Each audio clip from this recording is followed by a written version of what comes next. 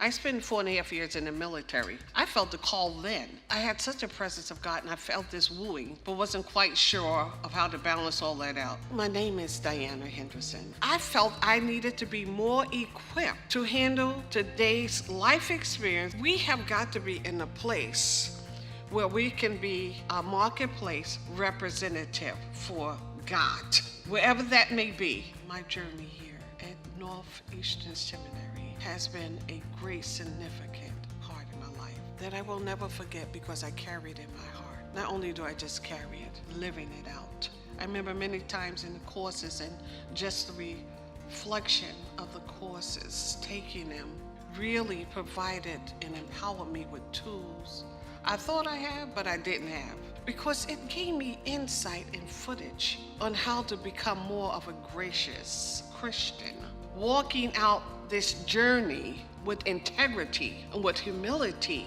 being sensitive, being God-centered, person-centered, and faith-centered.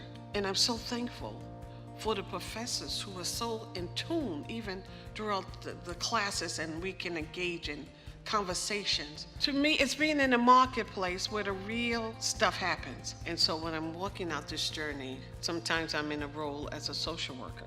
I can recall this one time, went to visit someone and there was a drug bust going on in the community. Helicopters were flying, the police were everywhere. I'm sitting in my vehicle now, getting ready to go in to visit this client who didn't have the best of anything. And I sat there and I prayed. I said, you know what? I'm on a mission. Some people would say reverend, pastor, and all that stuff. But the bottom line is that it's being who I am and walking out who I am in my role as a leader with integrity, with humility. But walking out this journey takes a commitment, dedication, and love.